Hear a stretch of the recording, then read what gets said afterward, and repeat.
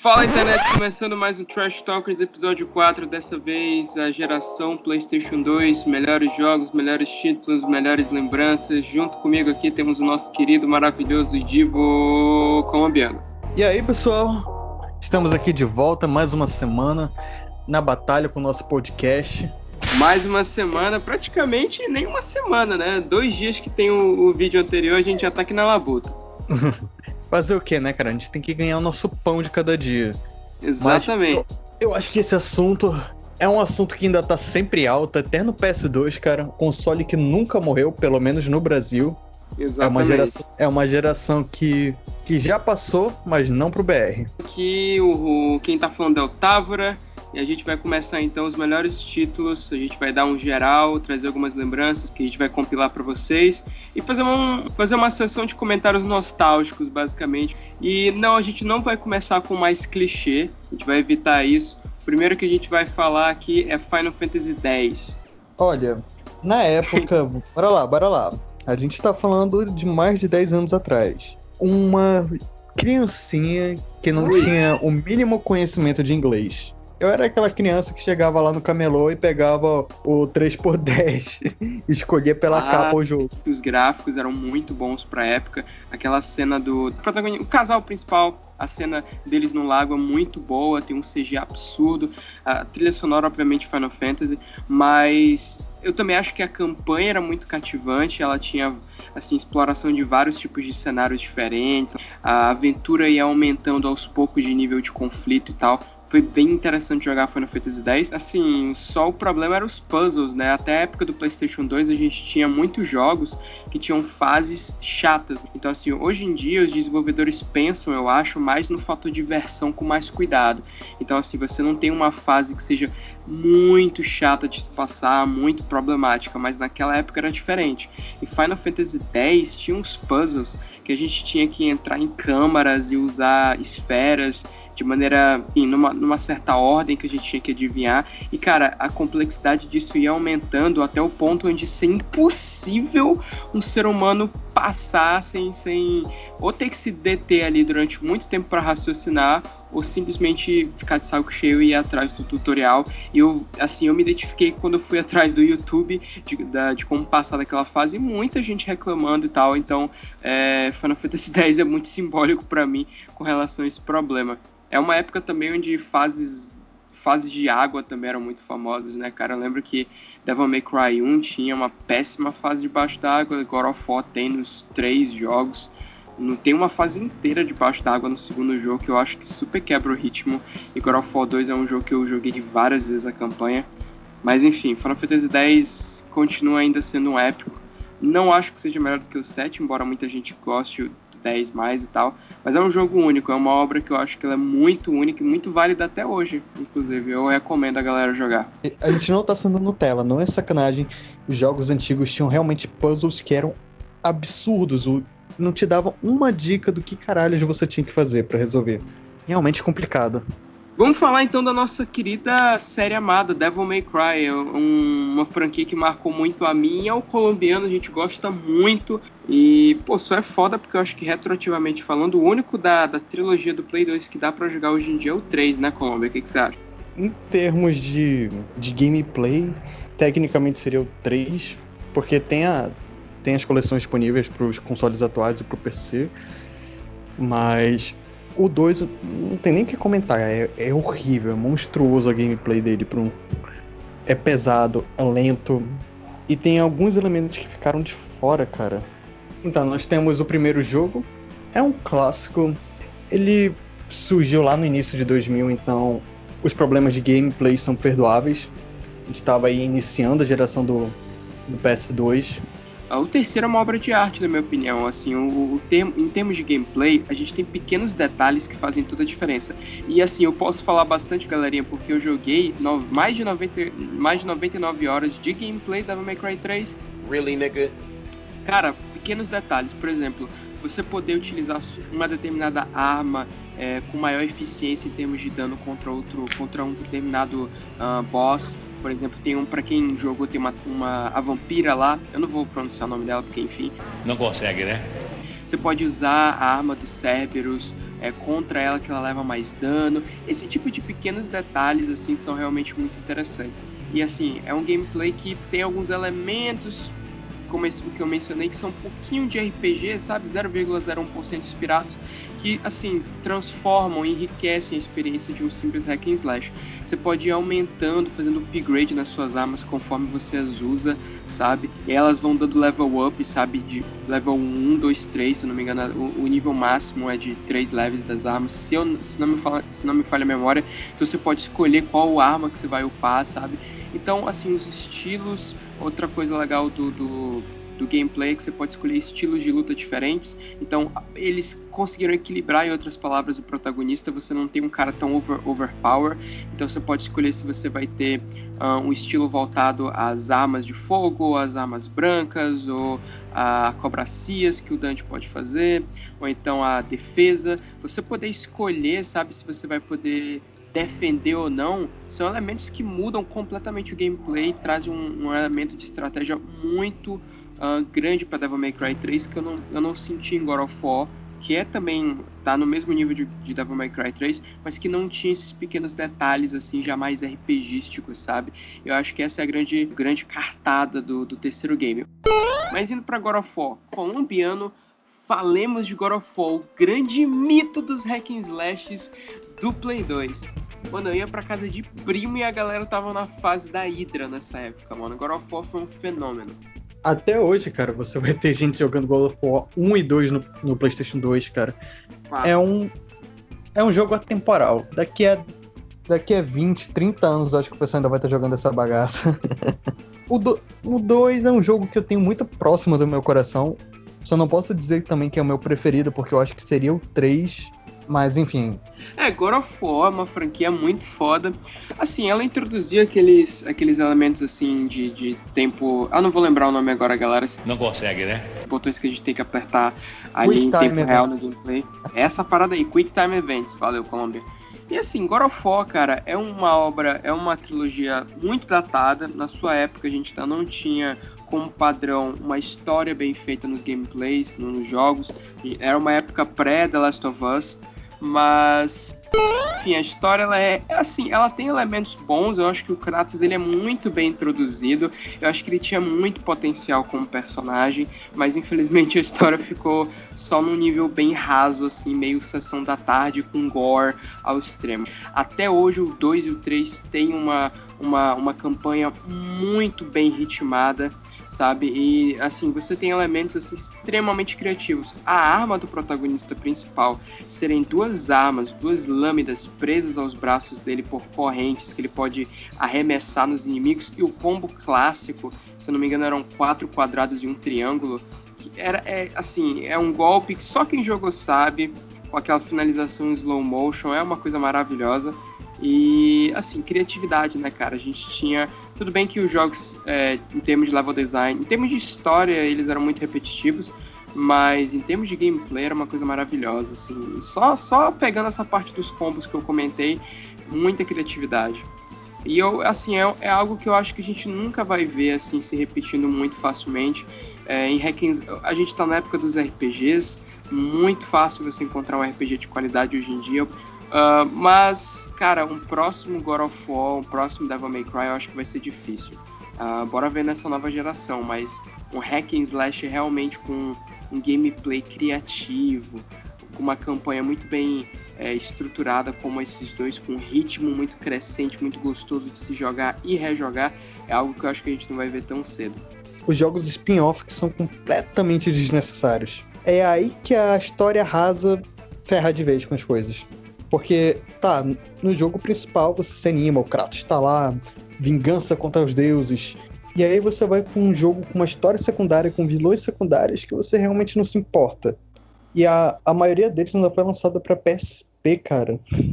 Console bem mais limitado. O Ghost of Sparta, ele já é uma puta evolução se comparado ao Chains of Olympus, que é um jogo que você zera em 4 ou 5 horas facilmente. Ele passa longe de extrair o potencial do hardware do PSP, da forma que o sucessor dele fez. E é um jogo que, sinceramente, não precisava ter existido, cara.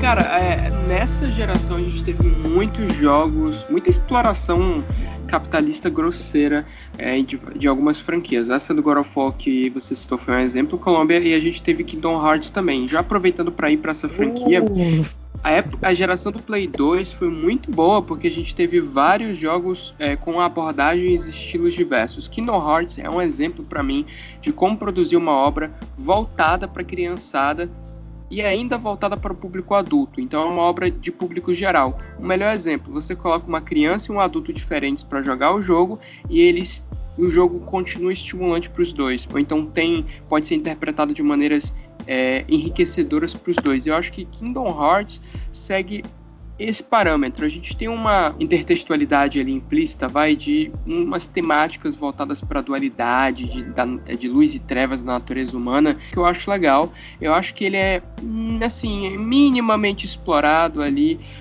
com o Rico, por exemplo, que é o melhor personagem da obra, que ele é desenvolvido muito bem nesse sentido de ele ter ambivalência dentro dele. Eles foram jogos muito icônicos para mim, porque eles ensinaram a mim, pelo menos, eu acho que a geração como um todo, a como você construir uma obra para o público infantil que é apelativa para o público de maneira geral. E isso, Kingdom Hearts, eu acho icônico, assim, levando em consideração qualquer mídia, para ser bem sincero. Eu diria que o grande problema da franquia é que ela se estendeu demais, cara. 1 e o 2 de PlayStation 2, perfeito. Mas chega um ponto, assim, que se você for pegar os spin-offs para jogar, eles são cansativos. Primeiro, por a gente estar revisitando, explorando os mesmos mundos, da mesma forma, com aquela historinha bem rasa para introduzir o mundo. Eles tentando encontrar alguém. Cadê o Rico? Cadê a Kairi? Luz, trevas, Heartless. Você pode usar essas palavras-chave e colocar elas de qualquer forma e você vai ter um diálogo Kingdom Hearts. Chega um momento assim que chega também a ser um pouquinho exaustivo isso. Eu tô falando mal, mas não me entendo errado. Eu amo Kingdom Hearts. Estou só falando alguns pontos negativos, porque nem tudo são flores na franquia, né? E a gente teve essa questão também de que, pelo amor de Deus, né, Square Enix, vocês colocarem 400 spin-offs em 400 plataformas é uma sacanagem. Imagina isso, cara. É muito conteúdo. Você vai sobrecarregar qualquer pessoa. E a menos que você seja um fã maníaco pela série, você vai pular jogo, porque não existe saco nesse mundo que caiba jogar 10 jogos da franquia. E o pior, eles têm histórias que são desnecessariamente longas, com personagens que não são profundos. Você tem um Birth by Sleep. Ok, os personagens são carismáticos, são um pouco desenvolvidos, são também, mas nada no nível do Rico. E assim, são muitas horas, são 6 fucking horas de cutscenes, cara. Dá 2 filmes de 3 horas. Dá 2 Senhor dos Anéis versão estendida. E é muito difícil consumir a franquia Kingdom Hearts. Eu acho que eles poderiam ter feito isso de uma maneira mais viável economicamente para os fãs e mais fácil também de se consumir.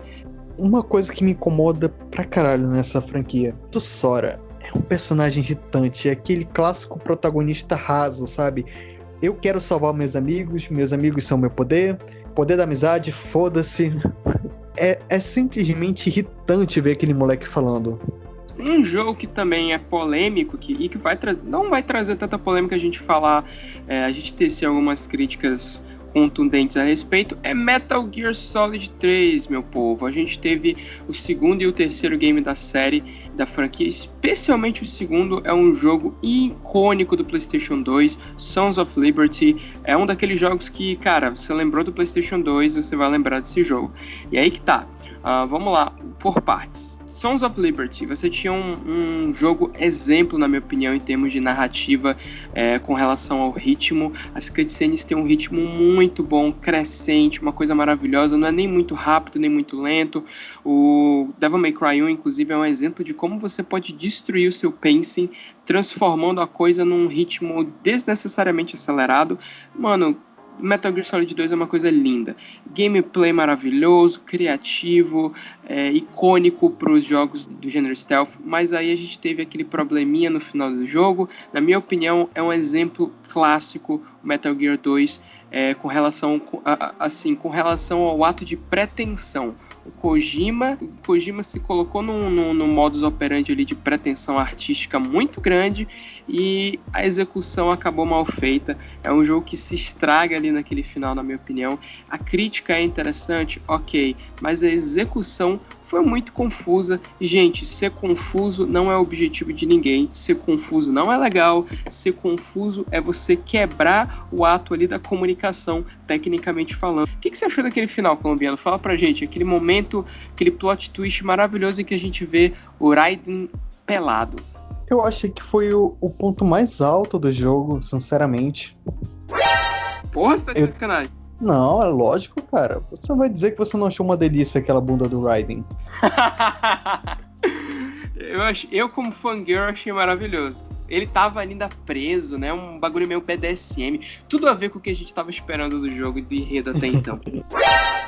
Não, vai além das expectativas. Inclusive, eu acho que deveria estar na capa do jogo.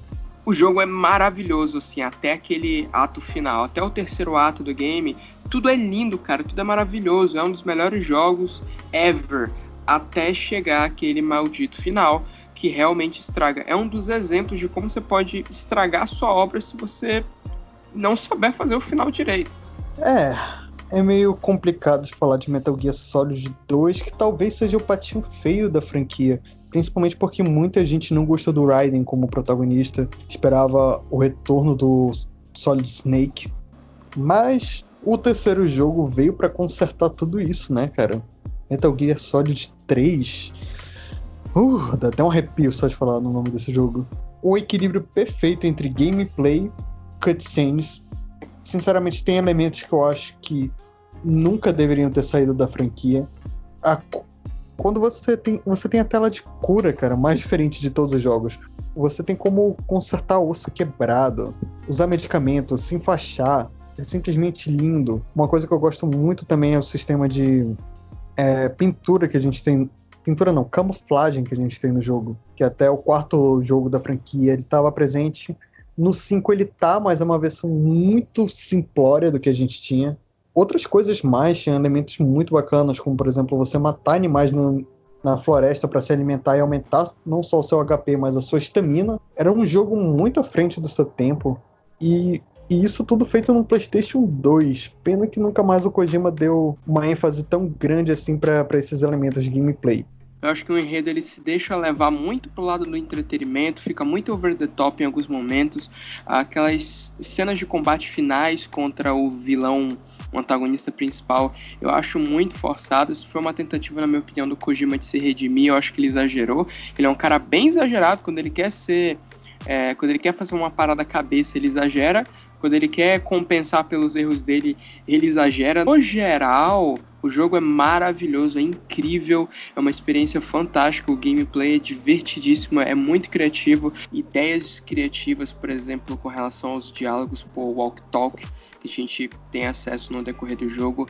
Linhas e linhas de diálogos do Snake com a paramédica, por exemplo. Quem jogou sabe do que eu tô falando. Quando você ia salvar o jogo, a paramédica que falava com você por um walk-talk na janela de save começava a puxar assunto com o Snake, falava sobre filme, fazia referência a Godzilla e outros filmes mais undergrounds. É maravilhoso, cara. Em termos de criatividade, é um dos maiores jogos, uma das maiores obras que eu já vi nesse sentido. Galerinha, então, sei lá, tô tentando pensar em outros jogos aqui, ainda tem bastante coisa. Podemos falar de Resident Evil 4, nosso queridíssimo. O 4 hoje em dia é um jogo que, se você pegar, ele tem um gameplay já um pouquinho datado, mas eu acho que dá ainda pra relevar, dá pra se acostumar e se divertir do mesmo jeito que você fazia na época do PlayStation 2. Uma coisa que o jogo anterior que a gente tava falando, o Metal Gear Solid 3, eu acho que já é mais difícil, muito mais para se adaptar aos controles. Resident Evil 4 foi um jogo completamente absurdo, até graficamente falando. A gente teve remaster aí para todos os consoles possíveis, só não saiu para calculadora, e eu não sei nem porquê. Provavelmente na próxima geração de calculadoras a gente tem o remaster do 4 de novo. É um jogo que graficamente ele é bonito até hoje, ele se mantém nos padrões.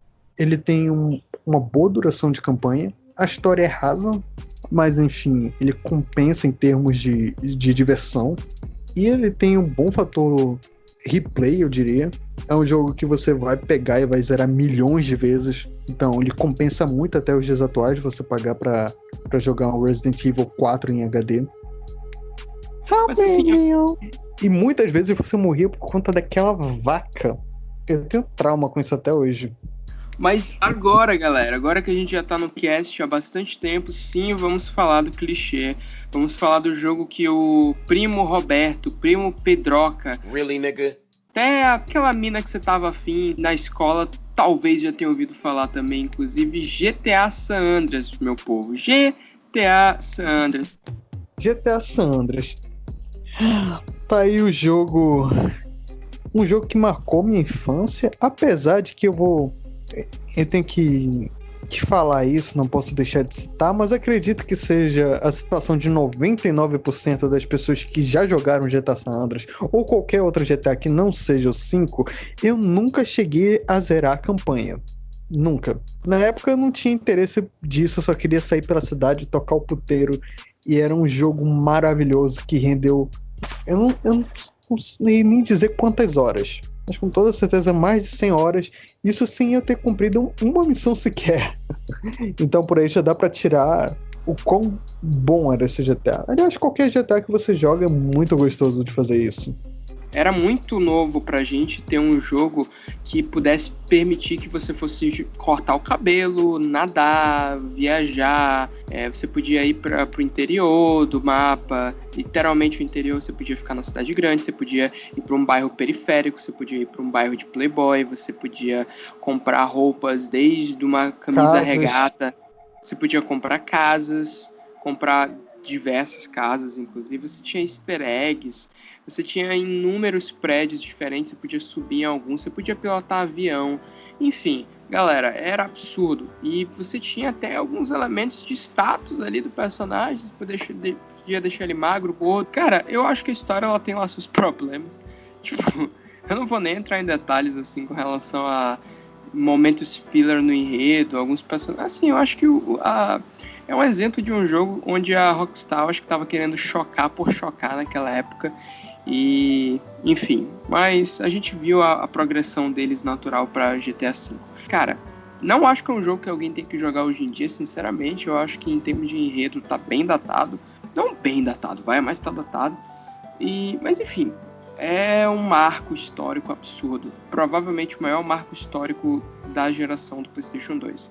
PlayStation 2 foi a geração mais icônica que eu acho que a gente já teve. Cara, eu queria que você comentasse Shadow of the Colossus, que eu acho que é o maior clássico do PlayStation 2 em termos de qualidade. O pessoal recomenda muito. É um jogo que, mais uma vez, um jogo à frente do seu tempo. Tem uma abordagem em termos de gameplay, enredo criativa, interessante, heterodoxa. É um daqueles jogos que foi pra fora da caixa, tem uma pegada alternativa. Você jogou, mano? Comenta aí pra gente, porque eu, infelizmente, até hoje eu não joguei. Vou tentar pegar essa versão do PlayStation 4, que tem esse remake aí, pra tentar suprir essa falta aí minha de não ter jogado na época. Sendo honesto, foi um dos jogos que eu também deixei passar na época do PlayStation 2, infelizmente, mas eu cheguei a jogar o remake dele de PlayStation 4. É um jogo que construiu um gênero único. Eu acho que não tem nem nome para que esse jogo é. A gente pode definir ele como ação/aventura.